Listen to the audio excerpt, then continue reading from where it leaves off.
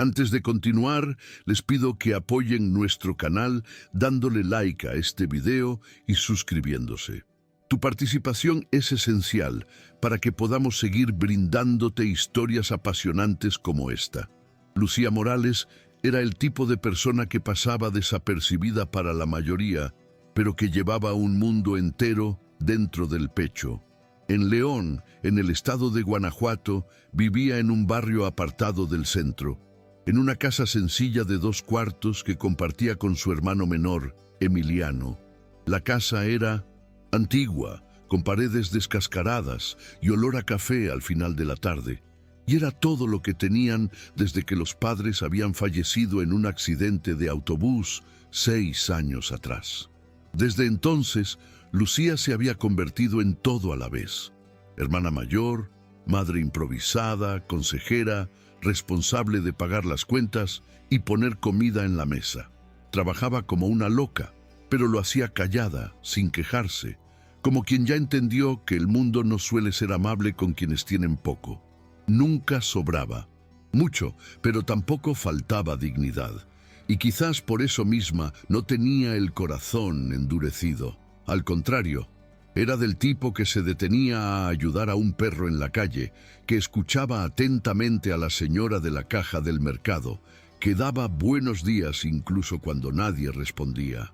La rutina de ella era dura. Se levantaba a las 5, preparaba el café de Emiliano, revisaba sus apuntes y a las 6:30 ya estaba en la parada de autobús para ir a la clínica donde trabajaba como auxiliar. Era una clínica pequeña, pero muy concurrida en el centro de León. Allí, Lucía hacía de todo. Preparaba las salas, organizaba fichas, limpiaba equipos y apretaba la mano de pacientes nerviosos. Después de su turno, almorzaba cualquier cosa, a veces una tarta fría, a veces solo un jugo, y se dirigía a su segundo empleo en el hostel. El lugar era más tranquilo, pero los horarios eran malos y el salario bajo. Aún así, mantenía ese trabajo porque cada peso marcaba la diferencia. Por la noche, volvía a casa exhausta, pero aún se encargaba de la ropa, de la cena, de la luz que insistía en parpadear en el pasillo. No había lujos, solo lo esencial, pero ella aguantaba todo con una fuerza que ni sabía que tenía. Y aun en los días en que apenas conseguía mantener los ojos abiertos, Lucía nunca dejaba de creer que estaba haciendo lo correcto, que ayudar a su hermano a graduarse, darle una oportunidad para tener una vida mejor, era su forma de transformar su propio destino. Aquella mañana específica, todo comenzó como siempre. Lucía se puso sus jeans ya gastados, una blusa clara y se recogió el cabello en un moño rápido. Tomó su mochila y salió con pasos ligeros hacia la parada, donde el autobús ya venía lleno desde el barrio anterior. Se subió apretadita, se aferró a la barra de metal y con el cuerpo siendo empujado de un lado a otro en cada curva, intentó concentrarse en el trayecto. Sabía que iba a llegar tarde.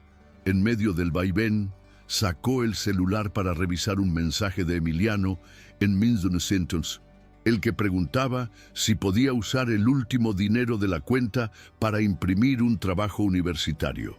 «Claro, úsalo», respondió al instante, sabiendo que eso significaba pasar el día sin almorzar. Así era, un sacrificio a la vez. Con los ojos cansados y los hombros adoloridos, apenas notó a la señora sentada en la ventana, 2 bancos adelante. Solo cuando el autobús frenó de forma brusca, Lucía se dio cuenta de que la mujer estaba pálida, sudando y con una mirada extraña, como si estuviera allí, físicamente pero con la cabeza en otro lugar. Frunció el ceño, observó durante algunos segundos y algo en el fondo de su pecho la alertó. Había algo raro, y cuando la señora se desplomó de lado, desmayada, Lucía sintió que se le helaba el cuerpo. No lo pensó 2 veces, soltó la mochila en el suelo, abrió camino entre los pasajeros y corrió para sostenerla antes de que cayera por completo.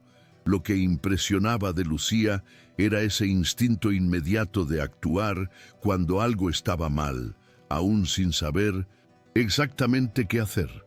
El autobús siguió adelante como si nada hubiera pasado, los pasajeros encogidos en silencio, desviando la mirada como quien no quiere involucrarse. Lucía sostuvo a la señora con cuidado, apoyando su cabeza en su propio regazo, tratando de averiguar si se trataba de un simple desmayo o de algo más serio. La mujer respiraba con dificultad, la piel estaba fría y los dedos temblaban. Señora, escuche mi voz. ¿Me oye?», decía Lucía con voz baja pero firme, intentando mantener la calma que ella misma no sentía. El chofer, impaciente, refunfuñó que solo pararía en la siguiente parada. Y ella, con una mano apoyando a la mujer y la otra aferrada al hierro del asiento, aguantó ese largo trayecto de otros 2 cuadras como si fuera una eternidad. Cuando finalmente pudo bajar, salió prácticamente arrastrando a la señora en sus brazos, pidiendo ayuda a un hombre que estaba en la parada. Pero él solo se encogió de hombros y se dio la vuelta. El corazón de Lucía latía descompasado. No tenía idea de quién era aquella mujer, si tenía familia, si vivía sola, si aquello era una crisis de salud o consecuencia de algo peor. Pero una cosa era segura: no iba a dejarla sola. La clínica más cercana quedaba a 4 cuadras de allí. Lucía conocía ese trayecto como la palma de su mano. Ya había hecho guardias de emergencia allí cuando necesitaban a alguien para cubrir un turno. Apoyada en su propio cuerpo, llevó a la señora hasta la recepción, donde explicó rápidamente lo sucedido. Se desmayó en el autobús, estaba muy pálida, sudaba frío, no sé su nombre, no tenía documentos ni celular. Los ojos de la recepcionista se abrieron. Ingresar a alguien sin identificación siempre generaba un protocolo lleno de etapas. Pero Lucía fue firme. Por favor, necesita atención ahora. Luego resolvemos el papeleo. La señora fue llevada adentro, colocada en una camilla, conectada a oxígeno y llevada a una pequeña sala, donde los médicos comenzaron a examinarla. Mientras tanto, Lucía se sentó en uno de los bancos del pasillo, con la mochila tirada a sus pies, respirando hondo y mirando el reloj con preocupación. Ya estaba tarde para el trabajo, pero en ese momento nada parecía más importante que asegurar que aquella mujer estuviera bien. En su mente pasaban 1000 posibilidades. ¿Y si tenía una familia buscándola? ¿Y si estaba huyendo de algo? ¿Y si se trataba de un ictus, un infarto? Eso la consumía de una manera que no lograba explicar. Cuando la doctora salió de la sala, aproximadamente 20 minutos después, explicó que la paciente estaba estable, pero en estado de shock. Presión baja, latidos acelerados, signos de estrés extremo. No puede hablar bien, parece muy asustada. ¿Algún trauma reciente, tal vez? Lucía no supo qué responder. Dijo que la encontró así, sola, sin decir nada, solo desmayada. La doctora suspiró y comentó que se registraría como paciente desconocida hasta que alguien apareciera. Entonces, Lucía se ofreció a dejar su número como contacto de emergencia. La recepcionista lo anotó con una pluma que fallaba en una hoja de registro. Lucía miró por última vez a la señora, que ahora dormía, con el rostro aún pálido, pero más tranquilo, y sintió un nudo en el pecho que no sabía de dónde venía. «Todo va a estar bien, ¿vale?», murmuró antes de salir de la sala. En el camino a la clínica donde debía trabajar desde hacía casi 1 hora, no podía dejar de pensar. No era solo empatía. Había algo en esa mujer, algo en la mirada, perdida, y en las manos frías que no parecían de una persona común. Pero Lucía no era de armar teorías.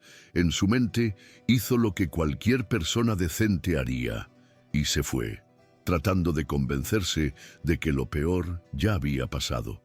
Mientras Lucía intentaba calmar a la señora desconocida dentro del autobús, al otro lado de la ciudad, Daniel Rivas vivía uno de los días más insanos de su vida. Salía de una reunión con 2 consejeros estratégicos en un edificio discreto, donde habían discutido las cláusulas finales del contrato que su empresa acababa de firmar con el gobierno. El negocio era grande, casi 2 décadas de suministro de sistemas de seguridad digital para varias instituciones públicas, y representaba no solo dinero, sino una victoria sobre competidores muy poderosos.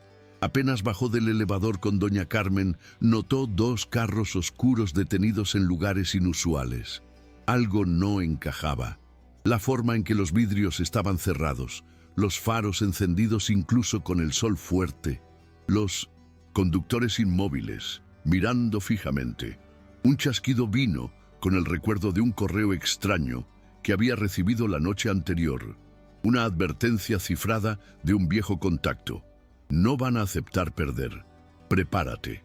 Fue en ese instante cuando su corazón se aceleró. Daniel sostuvo el brazo de su abuela y susurró, rápido, sin mirar atrás. Caminaron hasta la esquina, y al doblar la calle, los carros comenzaron a moverse. Era eso. Había comenzado. En segundos, ambos vehículos aceleraron en su dirección, y Daniel entendió que no habría tiempo de huir con ella. Miró a su alrededor, desesperado, y vio una parada de autobús llena. En un impulso, le dijo a su abuela, «Súbete a ese autobús, ahora». Ella lo miró sin entender. «Daniel, ¿qué? Confía en mí, abuela, ¡vamos!». Prácticamente empujó a Carmen escaleras arriba mientras el chofer cerraba la puerta. Ella entró, aturdida, y él se alejó corriendo antes de que los hombres notaran que estaban juntos. Uno de los carros intentó seguir el autobús, pero Daniel cruzó la calle, se quitó la corbata, tomó una chaqueta común que llevaba para emergencias y se metió en un estacionamiento abandonado. Allí dejó el celular debajo de una llanta vieja y se cambió de camisa, metiendo el blazer caro en un bote de basura. Necesitaba parecer uno más en medio de la ciudad. Volvió a la avenida caminando rápido, pero con la postura de quien solo se dirige al trabajo. Mientras tanto, los carros circulaban en círculos en las inmediaciones. Él sabía que no estaban tras la abuela. El objetivo era él, y ahora estaba completamente solo. Los minutos siguientes fueron un juego psicológico. Daniel entró en un mercadito cualquiera, fingió mirar las estanterías, compró una botellita de agua y esperó.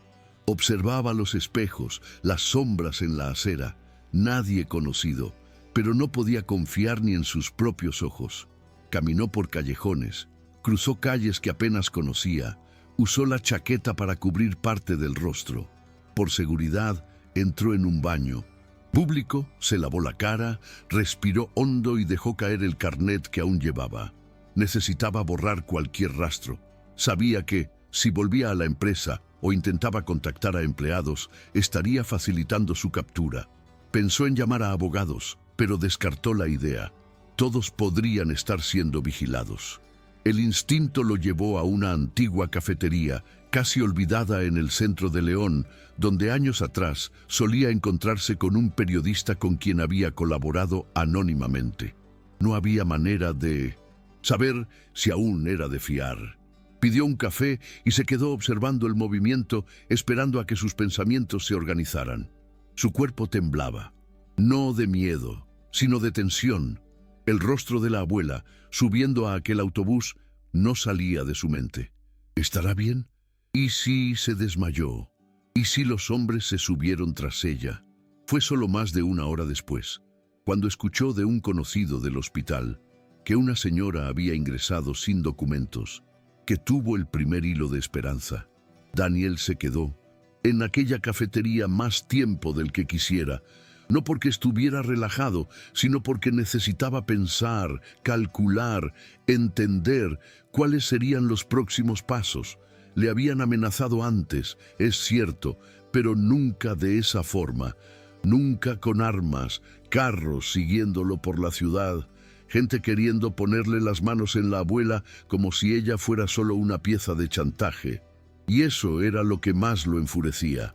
Saber que doña Carmen, la mujer que lo crió con tanto cariño, que lo cuidó cuando perdió a 1900 en... Sus padres, siendo pequeño, ahora estaba en riesgo por culpa de decisiones que él tomó en el mundo corporativo. Pero al mismo tiempo, no se arrepentía del contrato que firmó. Eso era lo correcto. Era un proyecto limpio, justo, que protegería los datos de millones de personas. El problema era que ser justo, a veces, tiene un precio demasiado alto. Cuando el contacto del hospital finalmente respondió al mensaje codificado que dejó en la portería, un viejo amigo de la época universitaria, ahora jefe de enfermería, Daniel corrió hasta allí con el corazón en la boca. No podía entrar como él mismo, así que usó el nombre falso que solía usar en viajes discretos. El recepcionista lo miró 2 veces, desconfiado, pero lo llevó al sector donde se encontraba la paciente desconocida. Cuando la vio tendida en la camilla con el rostro pálido pero respirando bien, casi cayó de rodillas. «Ella llegó aquí en la mañana», explicó el enfermero. «Una joven la trajo. Dijo que la señora se sintió mal en el autobús y se quedó con ella hasta que los médicos la atendieran». Daniel abrió los ojos de par en par. «¿Cómo? ¿Qué joven? ¿Dejó algún nombre?» El enfermero asintió. «Lucía Morales». Dejó su número como contacto de emergencia. El nombre sonó como un alivio inmediato. Alguien que no tenía nada que ver con aquella confusión, pero que actuó con humanidad. Tomó el número anotado en un papel desgarrado, de esos de un viejo bloc de notas, y lo guardó como si fuera una llave. Eso, para él, era más que gratitud. Era un hilo de esperanza en medio del caos. Pensó en llamar, pero sabía que no podía usar su propio celular. Quizás ni el de ella fuera seguro. Entonces optó por algo más arriesgado. Descubrió dónde trabajaba. No fue difícil encontrar el nombre en una de las agendas de la clínica donde estaba registrada como auxiliar. No quería asustarla. Solo quería mirarla a los ojos, a la de quien salvó a su abuela, y decir gracias, de una manera que las palabras no alcanzaran a expresar. Pero lo que aún no sabía era que, solo por acercarse a Lucía, estaba a punto de poner su vida en peligro también. Al día siguiente, Daniel fue a la clínica con pasos rápidos y el corazón desbocado. Había dormido mal, en un colchón duro de un hotel barato, con miedo de haber sido seguido. Se cambió de ropa 2 veces antes de salir, usó gorra, gafas de sol y caminaba como alguien común. Al llegar, vio su nombre en la placa de identificación colgada sobre la bata, Lucía Morales. Era ella. Estaba detrás de Vincent, un pequeño mostrador, tecleando datos en la computadora vieja de la recepción y atendiendo a una señora que necesitaba agendar un retorno. Daniel esperó pacientemente, sintiéndose desplazado en aquel ambiente sencillo, pero acogedor. Cuando finalmente ella quedó sola, se acercó con la voz contenida. «Usted es Lucía, ¿verdad?» Ella levantó la mirada despacio, aún sin reconocerlo. «Sí. ¿En qué puedo ayudarle?» Él esbozó una leve sonrisa. «Mi nombre es Daniel. Soy nieto de la señora a quien ayudó en el autobús ayer». El rostro de ella se iluminó de sorpresa. «Dios mío, ¿cómo está ella?», percibió en su mirada sinceridad. No era simple curiosidad, era cuidado. «Está bien, estable. Vine a agradecerle. De verdad». Lucía sonrió levemente, algo avergonzada. «Solo hice lo que cualquiera haría». Pero Daniel sabía con total certeza que no era así. Ella guardó silencio unos segundos, asimilando la información. El bullicio de la clínica seguía de fondo. Alguien tosía en la sala de espera. Otro paciente llamaba a la enfermera en el pasillo, pero allí, en aquel pequeño espacio entre los dos, parecía que el tiempo se había desacelerado. Lucía bajó la mirada, algo tímida. «Solo hice lo que cualquiera haría». Daniel negó con la cabeza, casi esbozando una sonrisa amarga. «Sí, pero nadie lo hizo. Solo tú». Sacó un pequeño sobre del bolsillo de la chaqueta. «No es nada especial. Solo quería dejarte un agradecimiento». Lucía titubeó. «No es necesario». «Por favor», insistió. Él, extendiendo el sobre sin forzar. Ella lo tomó algo sonrojada y se dio cuenta de que era una carta. No quería impresionarla con dinero ni promesas. Había escrito a mano una nota de gratitud. Era la única forma que encontré para expresar lo que sentía, decía él.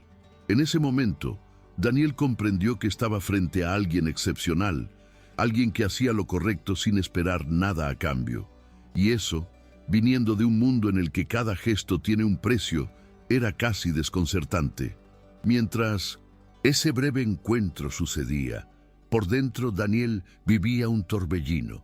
Desde el día en que escapó del secuestro, se había estado escondiendo, cambiando de ruta, desconfiando incluso de su propia sombra.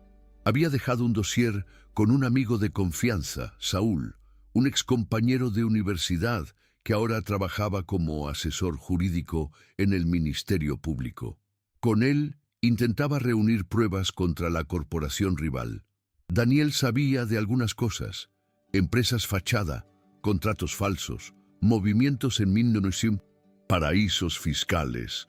Pero el problema era que todo estaba en el terreno de las sospechas, sin nombres, sin documentos firmados, sin grabaciones, no pasaba de teoría. Saúl le dijo que una denuncia débil podía ser enterrada antes de ser siquiera analizada. Entonces Daniel hizo lo que sabía. Activó viejos contactos, pagó discretamente por información, cruzó datos internos de la empresa que él mismo dirigía con movimientos financieros recientes de las empresas aliadas de la corporación rival. Empezó a armar un rompecabezas. Cada pieza que encajaba, sin embargo, parecía revelar algo aún más podrido. La cosa era mayor de lo que él imaginaba, y cuanto más se acercaba a la verdad, más se convencía de que lo vigilaban. Por eso, al ver a Lucía en ese ambiente sencillo, ajena a todo aquello, sintió miedo. Miedo de arrastrarla al mundo sombrío en el que él estaba inmerso hasta el cuello. Esa misma tarde, Daniel salió de la clínica sintiendo un extraño alivio, como si hubiera reencontrado una parte de sí que había perdido hacía mucho. No era solo por la salud de su abuela, ni por la sensación de deber cumplido al agradecerle a Lucía. Era otra cosa, algo más humano y silencioso que no sabía nombrar. Caminó por las calles de León con la gorra bajada casi hasta las cejas, esquivando miradas, con los oídos atentos a cualquier paso acelerado detrás de él. La paranoia formaba parte de la rutina ahora. Desde el intento de secuestro, evitaba pasar más de 2 noches en el mismo hotel. Usaba chips, prepagos desechables y cambiaba de ruta incluso cuando iba a pie. El problema era que él no era un experto en huir, era un ejecutivo, y cada paso fuera de su zona de confort dejaba claro que no tenía control sobre nada. El plan era entregar el dossier completo a Saúl y, junto con eso, filtrar información confidencial a un periodista de investigación con quien había colaborado en el pasado. Pero a cada nuevo correo anónimo que recibía con amenazas veladas, con frases del tipo «Tu abuela ya ha vivido mucho», Daniel sabía que el tiempo estaba en su contra y que ahora, tal vez, había puesto en riesgo a otra persona también. En los días que siguieron, trató de mantener distancia de Lucía, pero no lograba sacarla de la cabeza. No era solo por su amabilidad, era por la forma en que ella lo miraba sin juzgar, por la sencillez con la que hablaba de su propia vida, sin victimismo, sin exagerar. Y eso lo conmovía más de lo que quisiera admitir. Acostumbrado a circular entre ejecutivos arrogantes, abogados fríos y políticos llenos de segundas intenciones, Daniel se encontró pensando en Lucía con una frecuencia casi irritante. Recordaba la voz serena de ella, la forma en que acomodaba la blusa en el hombro antes de atenderlo, su manera directa de hablar. Empezó a pasar frente a la clínica sin entrar. Llegó a ir hasta el hostel donde trabajaba por las noches, pero se quedó al otro lado de la calle, observándola desde lejos. Sabía que era peligroso, que no debía acercarse más de lo que ya había hecho, pero había en él una necesidad absurda de protegerla. Y al mismo tiempo, otra parte gritaba que lo mejor era desaparecer antes de que el involucramiento costara demasiado. Solo que aquello que comenzó como una deuda de gratitud se estaba transformando, sin que él quisiera, en algo más profundo. Y eso lo dejaba completamente vulnerable. Lucía, por su parte, empezó a notar que había algo diferente en ese nieto preocupado. No sabía explicarlo, pero sentía que él siempre andaba con la mente en otro lugar. A veces, durante las visitas, desviaba la mirada, parecía medir sus palabras. En ciertos momentos hablaba como un hombre común. En otros, soltaba frases que parecían de alguien acostumbrado a tratar asuntos mayores, más delicados. Ella no era tonta. Sabía reconocer cuando alguien escondía partes de sí mismo. Pero había una honestidad cruda en su forma de ser que impedía a Lucía alejarse, y eso la inquietaba. Tenía una vida demasiado dura para tener tiempo para sentimientos confusos. Sin embargo, aun queriendo mantener la rutina intacta, empezó a esperar las visitas de él. Cuando él no aparecía, sentía un incómodo presentimiento, como si algo estuviera fuera de lugar. Y cuando él se presentaba, incluso con la mirada tensa y los hombros siempre en alerta, Lucía sentía una calma que no sabía explicar, como si su caos se combinara, de algún modo torcido, con el suyo. Las primeras amenazas concretas surgieron de forma discreta, como pequeños indicios de que el cerco se estaba cerrando. En la clínica, 2 hombres de traje se presentaron como inspectores de vigilancia sanitaria, pero hicieron preguntas que no tenían nada que ver con normas de salud. Uno de ellos insistió en ver el sistema de fichas. Preguntó qué empleados habían trabajado el pasado miércoles e intentó, de forma nada sutil, saber quién era Lucía Morales. Ella fingió normalidad, pero salió de la consulta con el estómago revuelto. Llamó a la supervisora, que también lo encontró extraño, y comentó que los documentos de esos supuestos inspectores no parecían oficiales. Ese mismo día, en el hostel donde trabajaba en turno nocturno, la gerente recibió una llamada anónima de un hombre con acento marcado. «Sigue trabajando la chica de la recepción», fue todo lo que dijo antes de colgar. Eso ya no parecía coincidencia. Cuando Daniel se enteró de ambos episodios, sintió que el alma se le helaba. La confirmación de que Lucía ahora también era un objetivo lo golpeó como un puñetazo.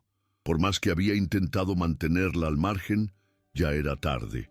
Ella había visto demasiado, había hecho demasiado. Solo por haber puesto en seguridad a su abuela, ya estaba en la línea de fuego de aquellos que querían derribarlo a cualquier costo.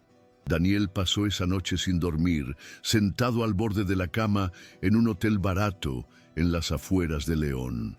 En la mesa a un lado, documentos impresos, fotos, informes y correos que había ido reuniendo en las últimas semanas estaban apilados como piezas de un rompecabezas casi completo.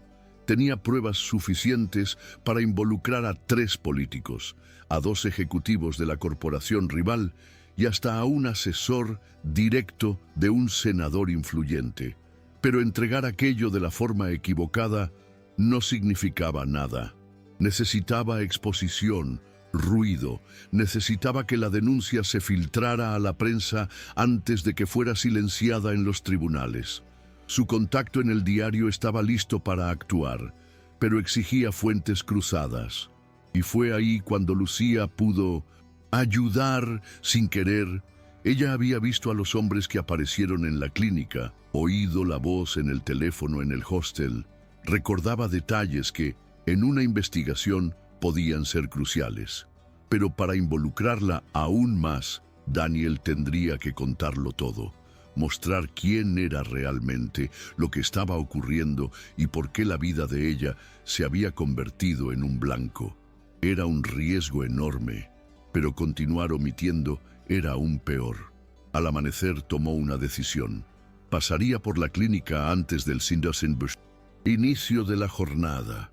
Iba a contar todo, de principio a fin. Lucía llegó al trabajo al día siguiente, ya con la sensación de que algo no estaba normal. Había dormido mal, con la mente llena de dudas.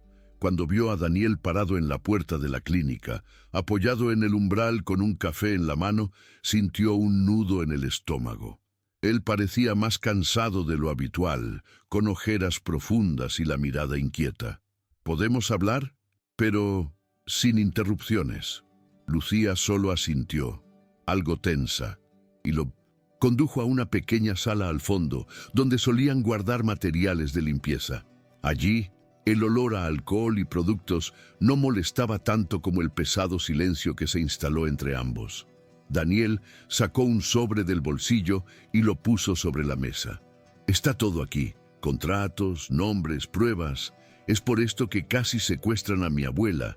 Y es por eso que ahora te tienen a ti en la mira. Lucía se quedó inmóvil. ¿Qué? Preguntó en un susurro. Daniel respiró hondo.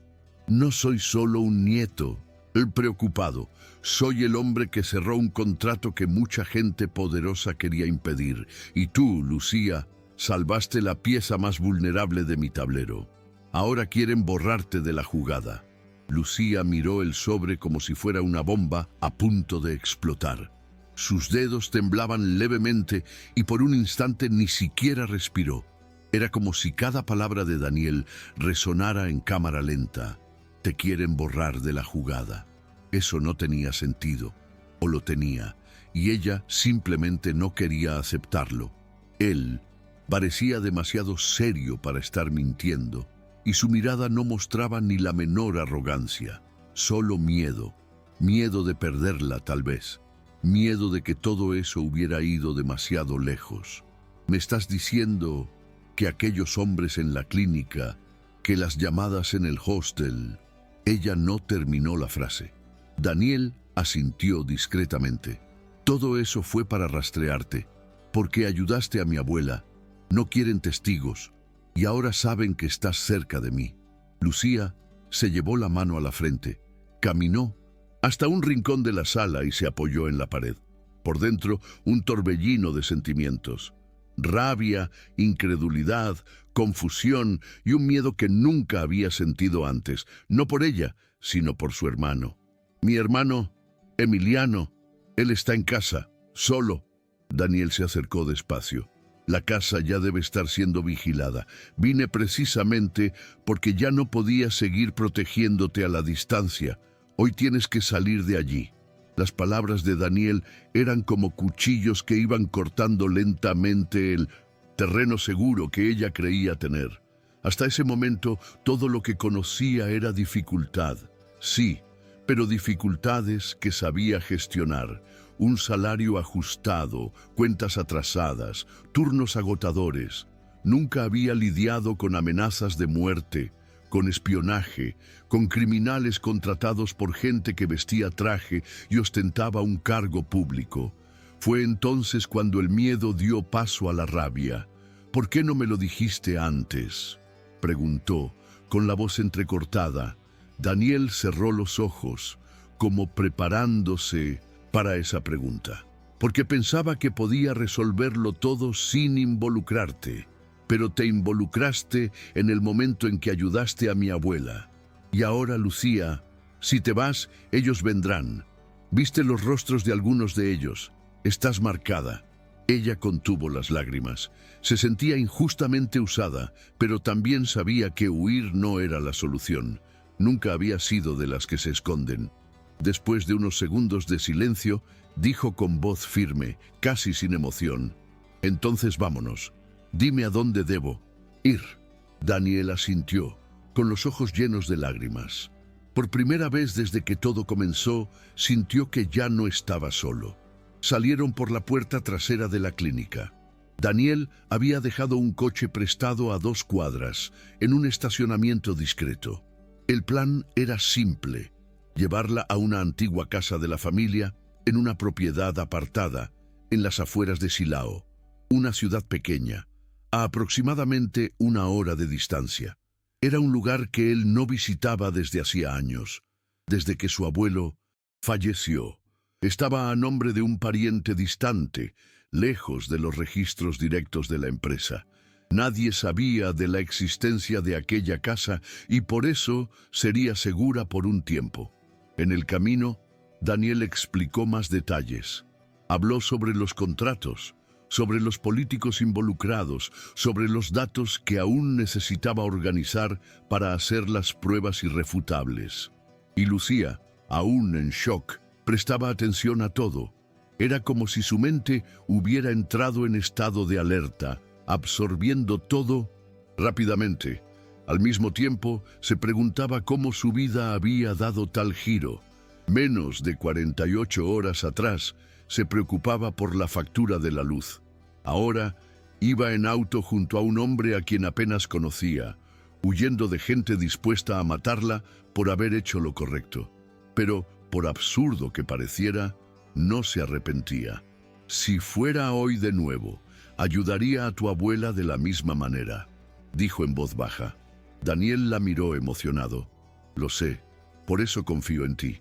La casa en Silao era aislada, rodeada de árboles bajos y un terreno de tierra batida. Por fuera parecía olvidada por el tiempo, con pintura descascarada y ventanas de madera, pero por dentro aún guardaba los rastros de la familia Rivas, muebles antiguos, cuadros polvorientos, utensilios de cocina ordenados a la perfección.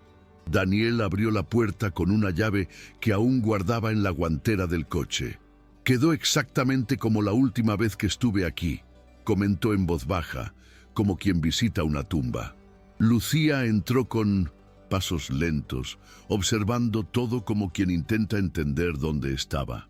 A pesar del miedo que aún latía en su interior, había algo reconfortante en ese silencio. Por primera vez en días, no oía bocinas, ni pasos extraños, ni teléfonos sonando con números desconocidos. Parece seguro, dijo, dejando la mochila cerca del sofá. Daniel cerró la puerta detrás de él y miró alrededor. Nos quedaremos aquí hasta que termine el dossier. Después de eso, decidiremos el siguiente paso. En los días que siguieron, vivieron como dos fugitivos silenciosos. Se turnaban entre siestas cortas, comidas rápidas y largas, conversaciones a la luz del balcón, siempre atentos a cualquier ruido fuera de lo normal. Y fue en ese tiempo suspendido, en medio del miedo y la incertidumbre, que comenzaron a conocerse de verdad. Lucía contaba sobre su infancia sencilla, de unos padres que se fueron temprano, la responsabilidad que tuvo desde pequeña con Emiliano. Hablaba con voz firme, sin hacerse la víctima, y Daniel la escuchaba como quien descubre una fuerza que nunca había visto en el mundo corporativo. «Eres más valiente que mucha gente que conozco», dijo una vez, mientras ella lavaba un tazón en el fregadero de la cocina. Ella se rió, algo escéptica. «La valentía es pagar la renta y aún sobrar para comprar arroz».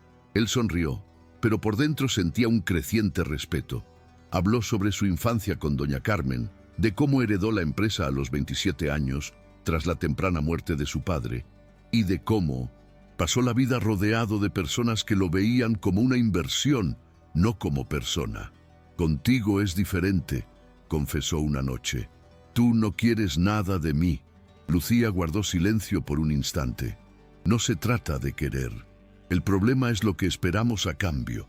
El ambiente se volvió denso. Había demasiada verdad en esa frase.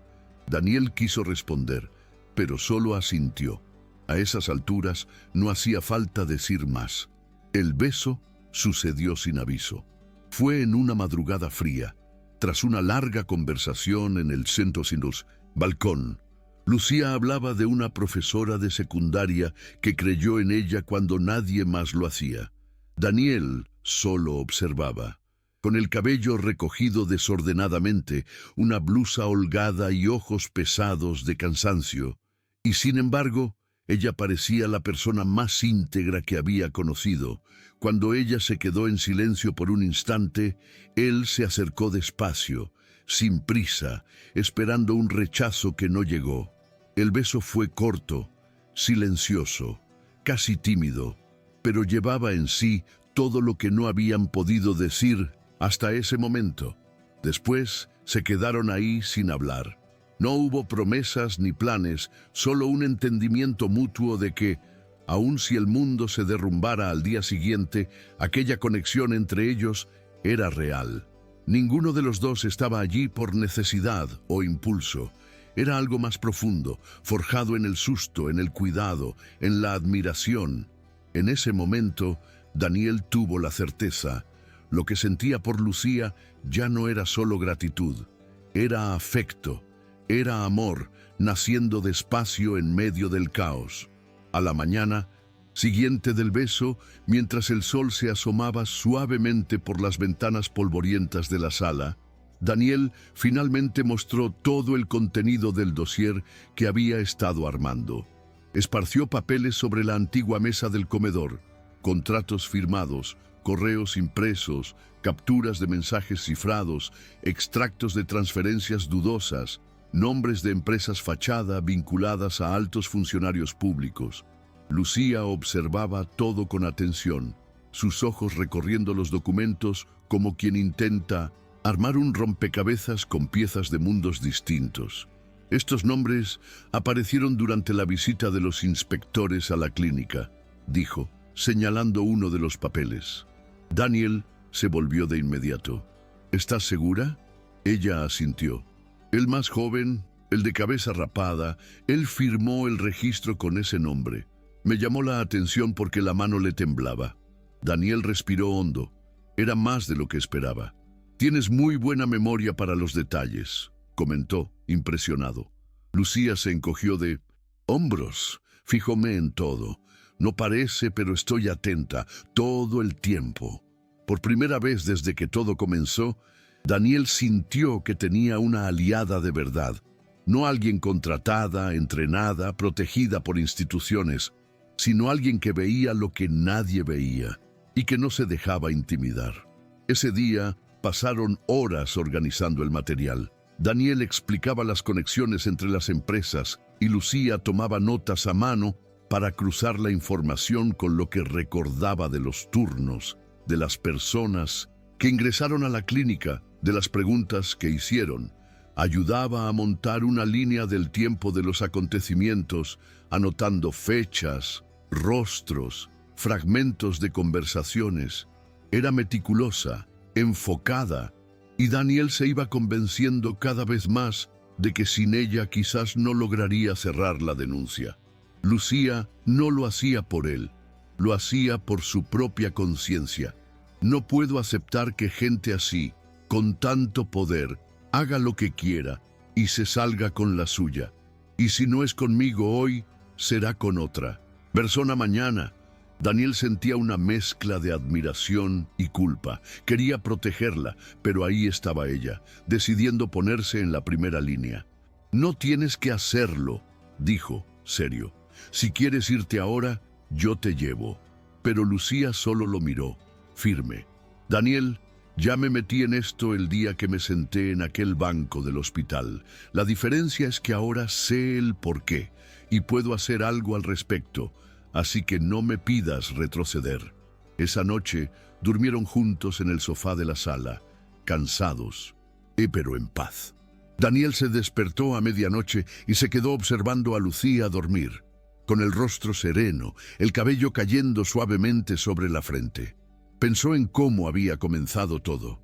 Un contrato firmado, una emboscada, un autobús urbano. Y ahí estaba ella, la mujer que cambió el rumbo de todo sin saber quién era él, sin saber que su vida también se daría vuelta. En los días siguientes, con la información organizada, Daniel hizo los últimos ajustes a la denuncia. Grabó videos cortos, sin mostrar el rostro, explicando lo que había descubierto. Envió todo a Saúl y al periodista de confianza. Ahora solo quedaba esperar. Si todo salía según lo planeado, el escándalo explotaría en la prensa en cuestión de horas, y con ello quizá llegara la protección institucional antes de que viniera el próximo ataque. Pero hasta entonces habría que mantener la cabeza baja. Lucía, aunque tensa, seguía firme.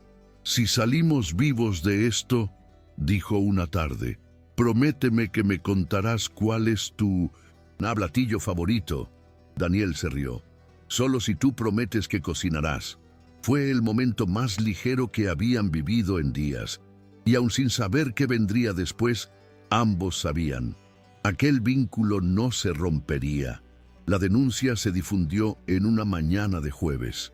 El periodista responsable de la materia entró en vivo en uno de los programas de mayor audiencia del país, con los ojos cargados de seriedad. El material filtrado incluía copias de contratos fraudulentos, conexiones entre empresas fantasma y altos funcionarios, y una serie de documentos internos que confirmaban el intento de impedir que la empresa de Daniel ejecutara el contrato con el gobierno. En menos de una hora, el nombre de Daniel Rivas estuvo entre los temas más comentados en redes sociales, pero esta vez no como sospechoso, sino como denunciante. El país se sumergió en un frenesí escandaloso. Figuras políticas reconocidas fueron citadas directamente, y el Ministerio Público fue presionado para manifestarse a la mayor brevedad. Al ver la noticia en la pantalla del viejo portátil de la casa en Silao, Lucía se tapó la boca con la mano. Daniel no dijo ni una palabra. Se quedó parado, mirando el video, con los puños apretados. «Ahora no hay vuelta atrás», murmuró, y lo sabía. Lo que estaba en juego ya no era solo la empresa o su reputación, era la seguridad de todos los involucrados, incluida Lucía. Las primeras reacciones fueron rápidas. A la mañana siguiente, un coche oscuro pasó 2 veces por el camino de Minvan-Centosism, tierra que llevaba a la casa. Lucía lo notó por la ventana y llamó a Daniel de inmediato. Él miró hacia afuera con una calma forzada, pero por dentro sentía el estómago revuelto. «¿Nos encontraron?», preguntó en un susurro. «Quizás, o tal vez sea solo alguien vigilando, esperando el momento adecuado». Aquella noche fue la más larga desde su llegada. Durmieron con la ropa puesta, con las maletas listas y el celular cargado. Daniel dejó un plan de fuga trazado con 3 alternativas. Pero lo que nadie esperaba era el contraataque público. Con la denuncia circulando, el Ministerio Público actuó rápido y expidió órdenes de arresto contra 3 de los nombres citados. La empresa rival tuvo sus activos congelados. La narrativa cambió, y con la presión de la prensa llegó también la protección. Policías federales fueron enviados a la casa en el campo para escoltar a Daniel y Lucía de vuelta a León, donde prestarían declaración formal. El miedo aún estaba pegado a la piel, pero por primera vez había un camino real hacia la justicia. Regresar a la ciudad fue extraño. Lucía llevaba una gorra baja y evitaba el contacto visual. Daniel, a pesar de la protección, parecía cansado, como si los meses de tensión finalmente le hubieran cobrado su precio. En la sala de espera del Ministerio Público, ambos se sentaron lado a lado en silencio. Daniel sostenía una carpeta con copias de las últimas pruebas. Lucía mantenía la mirada fija en el suelo. «Todavía puedes desistir, ¿sabes?», dijo él, casi en un susurro. «Puedes salir por esa puerta y nadie te juzgará». Ella lo miró fijamente. «¿Y dejar que ellos piensen que me intimidaron? Ni de broma». Daniel sonrió, por primera vez en días. Allí, en esa simple frase, estaba la mujer de quien se había enamorado. Después de horas de declaraciones, grabaciones y confirmaciones, el fiscal garantizó que ahora estaban oficialmente protegidos bajo la nueva medida cautelar. La abuela de Daniel, ya en casa bajo cuidados médicos, envió un mensaje de voz diciendo: «Los espero con chocolate caliente». Lucía se rió por primera vez en mucho tiempo, y en esa risa Daniel vio algo que jamás olvidaría: la ligereza después de la guerra. El estallido de la denuncia fue solo el primer temblor de una serie de sacudidas que estremecerían al país en las semanas siguientes. Cuando los nombres fueron confirmados oficialmente por la Fiscalía, los periódicos estampaban titulares con fotos de políticos antes considerados intocables. Un diputado federal, 2 secretarios estatales y un asesor de confianza del gabinete de un senador fueron denunciados por estar directamente involucrados en esquemas de desvío de fondos, lavado de dinero y coacción contra empresarios y testigos. Las pruebas reunidas por Daniel, tejidas con la silenciosa ayuda de Lucía, no solo conectaban a los implicados con la corporación rival, sino que mostraban su participación en el intento de secuestrar a Daniel y a su abuela. Esa parte de la denuncia fue la que más conmocionó a la opinión pública. Mandaron secuestrar a un CEO y a su abuela como si fuera una telenovela de crimen barato, dijo un presentador de noticias en vivo, sin poder disimular la indignación. Las redes sociales estallaron. Movimientos ciudadanos comenzaron a exigir renuncias inmediatas. Uno de los acusados huyó del país en menos de 24 horas. Otro fue detenido al intentar abordar un vuelo con destino a Cancún.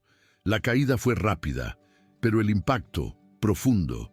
Las acciones de la corporación rival se desplomaron en el mercado financiero. Las empresas fachada fueron desmanteladas una a una, con la Receita Federal bloqueando bienes y cuentas bancarias vinculadas a los involucrados. Una sede fue clausurada en el centro de León, con imágenes transmitidas en vivo por las emisoras. Doña Carmen observaba todo desde el sillón de la sala, con una manta sobre las rodillas, murmurando frases en voz baja de asombro. ¿Hicieron todo esto por un contrato?, preguntó una vez. Daniel respondió sin apartar la mirada del televisor. No fue por el contrato, fue por el poder que él representaba. Lucía, sentada en el suelo con las piernas cruzadas, observaba todo con una mezcla de ira y alivio. ¿Y ahora? ¿Se acabó?, preguntó. Daniel tardó en responder. Ahora empieza el verdadero trabajo. La justicia oficial es solo la primera capa. Y tenía razón. Entre bastidores, sabía que aún con arrestos y filtraciones, parte de la estructura corrupta seguía en pie. Había más nombres, más alianzas, más engranajes sucios funcionando en silencio, pero al menos el engranaje que intentó destruirlo y arrastró a Lucía consigo estaba desmoronándose. Para Lucía era extraño ver cómo se desarrollaba todo con tanta fuerza. Hasta hace pocas semanas se preocupaba por la frescura del pan en la panadería, por la factura de gas, por las cólicas de su hermano que apenas tenía seguro médico. Ahora, allí estaba ella, en medio de un escándalo nacional, y no como víctima, ni como figurante, sino como alguien que había sido parte del cambio. Recibía llamadas de la clínica del hostel, de gente que se enteraba de la historia y quería entender mejor. Algunos decían que ella era la chica que salvó a la abuela de Daniel Rivas. Otros la llamaban testigo clave. A Lucía no le gustaban los rótulos, seguía siendo la misma, pero había algo en ella que había cambiado. La certeza de haber hecho lo correcto, aun sin saber a dónde llevaría todo aquello. Y esa convicción era lo que ahora sostenía cada uno de sus pasos. Daniel, por su parte, comenzó a recibir invitaciones para entrevistas, eventos empresariales, incluso homenajes públicos. Rechazó todos. No hice esto para ganar premios, decía. Lo hice porque era lo mínimo. Y por eso Lucía lo admiraba tanto. Detrás del traje, del apellido, de la historia de herencia y poder, había un hombre exhausto, pero íntegro. Y finalmente, libre. Daniel tardó semanas en reaparecer públicamente de manera más abierta. Ya no había amenazas directas, pero el trauma de lo vivido seguía marcado en su cuerpo. Cada paso fuera de casa era calculado. Aun con la seguridad reforzada que el Estado ofrecía, evitaba lugares concurridos. Mantenía su número de teléfono restringido y rechazaba cualquier acercamiento que pareciera interesaroso. Lucía veía eso con empatía, pero también con preocupación. «No puedes vivir con miedo para siempre», decía. «Tú ganaste». Y él siempre respondía igual. «Pero perdí mucho en el camino». Y era cierto. Daniel perdió amistades antiguas, socios de negocios, parte del respeto que tenía por su propio entorno. Pero también ganó algo que nunca esperaba: claridad. Por primera vez en años, sabía lo que quería hacer con el tiempo que aún le quedaba. No quería volver a la cima. Quería construir una base, una vida real, útil, con propósito. Y Lucía, de forma natural, ya formaba parte de ello. Fue en una tarde lluviosa, mientras caminaban juntos por un parque tranquilo de la ciudad, cuando comenzó la conversación sobre el futuro. Daniel había pasado los últimos días revisando informes financieros, pero todo aquello le parecía tan distante ahora. «¿Aún piensas en estudiar enfermería?», preguntó de repente. Lucía lo miró sorprendida. «Lo pienso, pero no sé si puedo. Es caro, y ni siquiera sé si quiero pasar otros 5 años en un aula». Él asintió. «¿Y si creamos un espacio nuestro, algo que reúna todo lo que hemos vivido y lo transforme en ayuda real?» Fue en ese instante cuando la idea tomó forma. Un centro de apoyo a mujeres en situación de vulnerabilidad, víctimas de violencia doméstica, perseguidas por denunciar, amenazadas por exponer corrupción. Un lugar donde pudieran recibir acogida, orientación, seguridad y dignidad. Lucía se emocionó con la propuesta. No por ser romántica, sino por ser real. Si logramos ayudar al menos a una, ya habrá valido la pena. Daniel sonrió. «Tú me ayudaste. Ahora es mi turno de ayudar a otras contigo». En los meses siguientes, ambos se sumergieron en el proyecto con la misma energía con la que antes luchaban por sobrevivir. Reunieron contactos confiables, obtuvieron el apoyo de ONGs y activistas, alquilaron un pequeño espacio en el centro de León. El lugar era modesto: 3 salas, una recepción, una pequeña cocina y un patio trasero. Pero era genuino, y pronto el espacio comenzó a llenarse de historias. Mujeres que llegaban con el miedo en los ojos, que huían de esposos violentos, de amenazas veladas, de chantajes políticos. Muchas ni siquiera sabían por dónde comenzar. Y era Lucía quien las recibía, siempre con paciencia y firmeza. Daniel se encargaba de la parte burocrática, legal, de los tras bambalinas. Pero era Lucía quien daba alma al lugar. «Aquí no es un refugio, es un punto de renacer», decía ella. Con cada caso resuelto, cada denuncia gestionada, cada mujer que salía de allí con la cabeza en alto, algo se reconstruía en ellos. El dolor que vivieron no desaparecía, pero se transformaba en algo que tenía sentido. Y eso, para ambos, era el verdadero final feliz. Doña Carmen empezó a frecuentar el centro casi todos los días. Al principio, solo visitaba a Daniel y Lucía, pero con el tiempo terminó involucrándose de manera natural. Le gustaba sentarse en la recepción y conversar con las mujeres que llegaban ofreciendo té de canela o galletas caseras. Algunas la veían como una abuela sustituta, otras simplemente como una presencia serena que hacía el lugar menos frío. Pero todas sentían lo mismo: que aquella señora de 1900, cabello canoso y ojos vivaces, era más fuerte de lo que parecía. Pocas conocían su historia, del intento de secuestro, del miedo que sintió en aquel autobús, de cómo fue salvada por una desconocida, pero a veces dejaba escapar alguna frase. «Si estoy aquí hoy, es porque alguien creyó que mi vida valía la pena». A Lucía le encantaba escucharla. Entre ellas se formó una complicidad bonita, silenciosa, sin disputas de protagonismo. Doña Carmen no trataba a Lucía como una nuera, la trataba como algo más, Una mujer que había demostrado, con hechos, el tipo de valentía que no se aprende en la escuela. Con el tiempo, doña Carmen comenzó a organizar pequeños encuentros en el patio trasero. Invitaba a las mujeres a círculos de conversación, intercambio de recetas, al cultivo de hierbas medicinales. Decía que todas necesitaban sentirse útiles, que la dignidad también brotaba del día a día. El trauma no puede ser el único tema de nuestras vidas, repetía siempre. Y tenía razón. En poco tiempo, el centro dejó de ser solo un lugar de acogida emergente y se transformó en un espacio para la reconstrucción afectiva. Daniel, que al principio observaba todo a la distancia, empezó a participar más. Ayudaba a organizar eventos, se encargaba del mantenimiento, hasta arregló el portón de entrada con sus propias manos. Era como si, al reparar cosas simples, también estuviera reparando partes de sí mismo. Lucía lo veía con cariño. El hombre que un día llegó a la clínica como un extraño, ahora formaba parte de todo. Y no porque ella lo hubiera arrastrado, sino porque él eligió quedarse.